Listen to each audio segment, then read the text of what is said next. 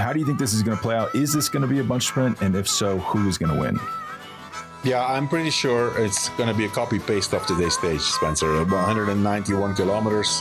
Hi, I'm Spencer Martin, along with Johan Bruyneel, and this is Outcomes.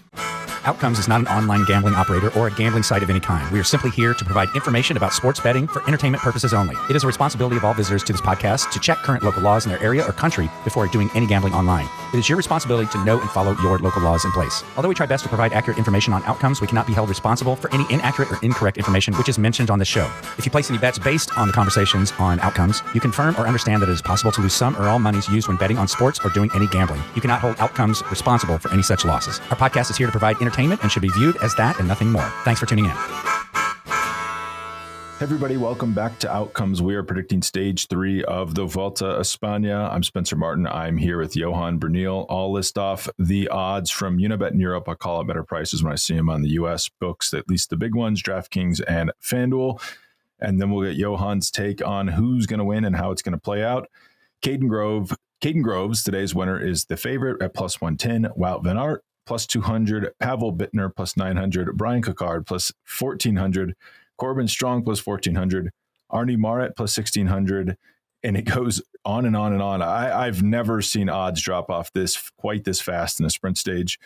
Johan, how do you think this is going to play out? Is this going to be a bunch sprint? And if so, who is going to win? Yeah, I'm pretty sure it's going to be a copy-paste of today's stage, Spencer. 191 kilometers. Two climbs, got two climb in the middle of the stage, so not unimportant, but more importantly, a Cat 4 climb in the final of the stage, which normally all these sprinters should get over quite comfortably, and a slightly uphill finish, so very similar to today's stage. I think it's going to be a bunch sprint, and I'm going to pick Wout van Aert to win the stage tomorrow in the leader's jersey. Today he was close, made a mistake in my opinion, started a little bit too early and was beaten fair and square by Caden Groves, who was faster today. And I probably think that tomorrow we're going to have the reverse situation, that because everybody was waiting for Van Aert and his team. They did the lead out. I mean, he had Affini leading him out until very, very far in the sprint. But Wout had to start. I think tomorrow Caden Groves will start the sprint with the confidence of today, and Wout will pip him on the line. That's what I think will happen. Yeah, today was if you've ever sprinted, today was really, really hard position to win from Van Aert, because Affini was dying on the front. The speed wasn't high. He's sitting there. He's just like a sitting duck in second position. Groves on his wheel. You could tell he was nervous, waiting, had to go a little too far. I think the key to the loss was that he needed to get top 3 to get the leader's jersey, because he didn't get anything at the intermediate sprint point. So he was always going to go early to ensure that he got first through third to get the leader's jersey. It's hard to pass that up. He can be a little bit more aggressive tomorrow. And as you say, you'd have to imagine the onus is on Groves and Alpes and DeConnick, because the case against Van Aert is Groves looks so good in that sprint. Did you know he hasn't won a race since the Vuelta last year? And it just looked like no time had passed. Like, hey, I'm just picking it back up. Don't have a lead out. That's not a problem. He didn't even really go behind. Like, Van Aert launched and he just went side by side with him and took it to the line and won. Having seen that, I want Van Aert to win. I hope you're right, Johan. I'm going to pick Caden Groves, though, at plus 110. That Unibet price is the best one I can find. He's actually a little worse at DraftKings, plus 105. Van Aert's plus 200 everywhere I see. But I'm going to go Caden Groves just because of what I saw today. I will say that both those guys, I was saying to you in the pre-recording, they're just so much bigger than everybody else. There's not really any big sprinters at this race. So the fact that they're just so much more powerful, and they're not really phased by these climbs that you were calling out in the stage profile. Like, both these guys can sprint really well at the end of hard stages. So I do think it's one of these two. Even Van Aert's minus 200 for the podium. Yeah, I think that's not a bad pick, considering how often he finishes in the top 3. Mm-hmm. Yeah, well, for the podium, it's if he doesn't win We all know that things can happen in sprints, and sometimes these kind of sprints where there's not much control. Let's face it. I think Visma, Lise Bike have a strong team, but they don't have. And on top of that, Van Baarle had already had to abandon already today after that crash. So that's an important guy they lose already on day 2, who would have definitely had his role to play in today's lead out. So they're already down to 7 riders. Sepp Kuss and Uiterbroeks are not going to be there for the lead out. So, and there's not really any other teams who have that lead out. So it could be a bit hectic, and sometimes we can have surprises that you're boxed in because the speed is not very high. That's the way I see that Van Aert would not finish on the podium. But logically he should. I'm going to pick my second choice for tomorrow's stage is Pavel Bittner. He was up there, I think 4th or 5th today, right? But I do think he's one of the few guys who has the top speed of Van Aert and Caden Groves in a sprint. He's a pure sprinter. And so at plus 900, I think that's an interesting one to have him as my second choice for winning the stage. Yeah, as I said yesterday, they're interesting because you're getting. I don't know if Pavel Bittner is going to win the stage, but you're getting wild card prices basically, like plus 900 for a guy as fast as him. That's pretty good. Plus 175 for the podium. Both of those probably worthy bets. The only thing I worry about is. I guess I just worry about Groves and Van Aert. You watch that sprint, you think, man, yeah, who can beat them? But I will say someone was gaining on both of them, particularly Van Aert. That's Corbin Strong on Israel Premier Tech, plus 1,400. I don't know if he got his timing wrong, if he just didn't trust his ability to go as long as Groves and Van Aert. But if he can get the timing right, it's not impossible that he wins. And at plus 1,400 for the win, plus 300 for the podium. That's good. I think both of those are good. If anyone but Groves or Van Aert is not going to win, I think Corbin Strong is right up there. I was a little worried about where he was form-wise coming into this. Today, he looked extremely good. So with that in mind, I'm actually surprised he's as low as he is here. And he didn't jump. His price didn't get worse than plus 1,400 after what he showed today. So I'm going with him for my second pick.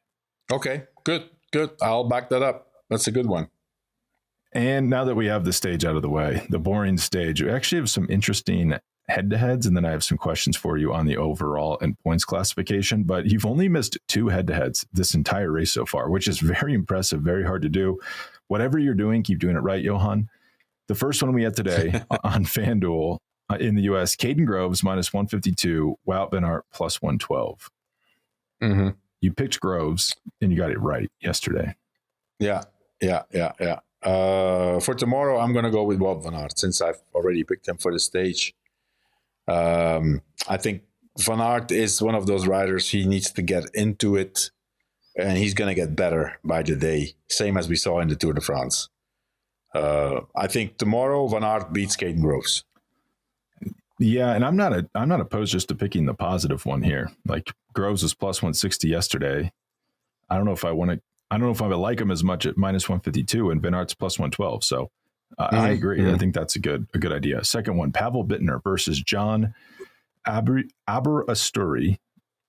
Bittner, obviously very fast, but he's minus 235. Aberasturi plus 172.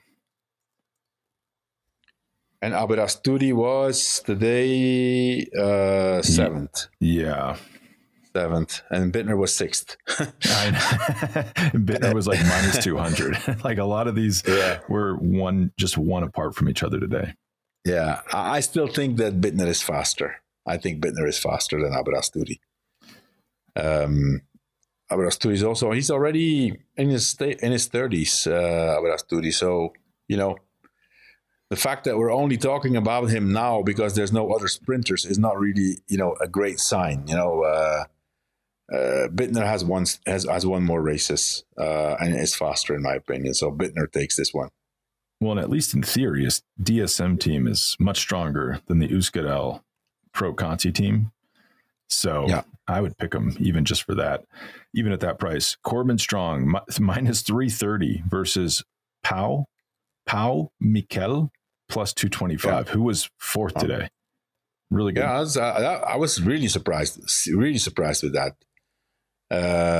But Corbin Strong is going to get ahead of Mikel Pau. All right, next one, Brian Cocard. Pau Mikel. Pau is either Catalan or Mallorquin, because Pau is Catalan for Pablo. Oh, okay, I didn't know that. Yeah. Brian Cocard, minus 176. Arnie Marit, plus 124. I think they finished within one place of each other today. They were 14th and 16th, so 2 places. Mm-hmm. The 14th that's not the place for Cocard. Something must have happened there. I think he's better than that. So is Arne Marit, by the way. I mean, he's not slow, but given their palmares, I think Cocard should finish ahead of Arne Marit if it's a pure sprint uphill, slowly uphill. Yeah, I agree. And the last one, this one was really weird today. I don't know why they keep doing this, but Felix Engelhard, I don't really know if I know who this person is, plus 102. Eid Schelling, minus 134. I don't know why Eid Schelling's in here. He's not really a sprinter. And he was matched up with, I think it was, who was he matched up with today? He was matched up with Bittner or something at minus 200. You're like, that's actually the bet of the Vuelta right there. I should have called that out more in our head-to-head yesterday. Yeah, well, Eid Schelling is a guy, he's fast, and he's, sometimes he's good with positioning, but, he was nowhere today. Where did he finish? 127th. So clearly wasn't even trying. Wow. Yeah, well, he may have been caught behind the crash also. We don't know that. I'm just looking at recent. We don't know that. Yeah, I mean, he's fastish, but he's not of the. I mean, it's mainly because of positioning that he's good. And then Engelgaard, that guy's on Jayco, right? Let's look it up. It sounds like he's on. Yeah, I think so. Jayco. He was 105th today. Yeah. Yeah. Okay. Who's Jayco's sprinter at this race? They don't have any. They don't have one, so that's why. No. He's in there. Oof. This is a weird I don't really know. I don't know what. I don't really know any of those guys well enough to say this. It's going to be circumstantial. Probably either Schelling. Because he's good at positioning. Yeah. I mean, it's weird not knowing their intentions. I guess if you we also don't know, because I'm gonna guess that Eid Schelling is out of contract. He's with Astana, right? He is with Astana. Yeah, and I think he's out of contract, if I'm not mistaken. I haven't seen any renewal news yet. So we don't know what kind of mindset he's coming to this Vuelta. Some guys are looking for a contract and they're super motivated, and some guys are out of contract and they're super depressed. So we don't know. He does have a contract next year. Oh, he does. Okay, good. Okay. All right. Okay. Sorry. Okay, Eid Schelling. Okay, Schelling. And I just wanted to ask you about this. So Wout van Aert, favorite for the points classification. We bet him yesterday at minus 155.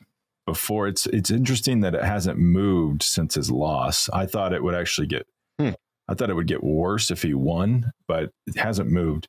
Caden Groves plus 150. He's currently leading the points classification, and then Roglic is all the way down at plus 1400. I mean, I think we're all now in sprint brain, and it seems impossible that Primož Roglic could win this classification because he's not earning any points while these guys are racking points up.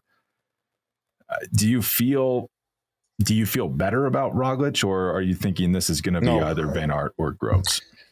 No, I don't feel better, because I think Roglic is going to come good, but he's not going to be dominant. Like if it would be a normal Roglic, who comes in at his full potential, I would say, okay, let's give it a shot. The fact that Van Aert is so motivated for this Vuelta, I think, and there are obviously higher points for non-mountain stages. He already got, points yesterday. He got points today. He'll get points tomorrow. I don't think Roglic wins the points jersey in this Vuelta. I don't think so. Well, I was up late last night doing my newsletter because of that terrible timing of the stage yesterday, and I started to think, well, I guess we're assuming Roglic is just going to go wild and win all these stages. But do you remember the last Grand Tour he won? It was the 2023 Giro. I believe he got 6 bonus seconds at that entire race. It was a breakaway fest because his team identified like, hey, let's just do well in the time trials and let these breaks get up the road and eat up the points or eat up the time bonuses and thus eating up the points. I would worry about that at this because do they really want to take Adam Yates and Sepp Kuss and Joao Almeida to these climbs with time bonuses available if they're going to take time on them in the time trials? Like I'm not actually sure the more I think about it that they will. Yeah. I mean, of all the favorites, he did pretty well yesterday. He finished best of all the favorites. If we don't count Brandon McNulty as one of the favorites, but we don't know, man. I mean, I'm a bit in the dark about Roglic of how good he is, and to me it seems like he got to the Vuelta through circumstances once again. I remember he gave an interview during the Tour de France, and they were asking him about the Vuelta, and he said, well, I don't know if I'm going to go. I guess it will be my wife who decides what my program is if I'm going. And then I saw an interview of Rolf Aldag after that and says, no, he's a professional cyclist on Red Bull Bora. We are deciding where he's going. So I don't know if he's really super, super motivated. I'm going to guess yes. You can't listen to this guy. He is like the ultimate manipulator in interviews. Yeah. Of course. I'm going to guess he's motivated, but he'll need some time to really get firing on all his how many of it, 6 or 8 cylinders. He's going to need some time to get into it. I can't remember if it was on or off the record, but someone said, it's like, hey, he's good. He's like putting out good power. It's like the broken back is causing some problems. It's like, yeah, besides the broken vertebrae, he's looking great. I mean, you have to imagine, what do you think he put out numbers wise in that time trial? Like 440 watts probably for 12 minutes. So, he's got some form. You don't do that off the couch. Here's my question for the overall. Yeah. So Roglic is favored at plus 150. I believe it's actually quite a bit worse than what we had him for the previous show. Almeida's moved up plus 470. Adam Yates dropped plus 700. Sepp Kuss dropped plus 900. Little funny to me, since would you really expect them to do well? And that time trial was the worst thing that they could have done. Like a time trial like that. It's actually funny that they dropped so much when I don't really consider their chances any worse. I think it's conclusions that are way premature. Yeah. 12 kilometers, flat, windy. They're not specialists, these guys. No, I'm not making any conclusions after this. None.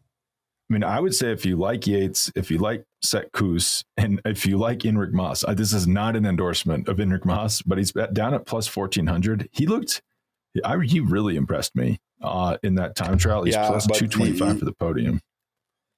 Yeah, for the podium, okay, but Enric Mas to win it, that's I don't know what has to happen. No one should be. Just mathematically, no one should ever bet him to win a race. I saw his name quite a bit, by the way, Enric Mas, because I'm actually in Mallorca. He is Mallorquin. He's from Mallorca. And I went on a ride and I went up one of those climbs, and it was the Spanish Championship went up there a few years ago when Carlos Rodriguez won. It was Enric Mas all over the place on the climb. So,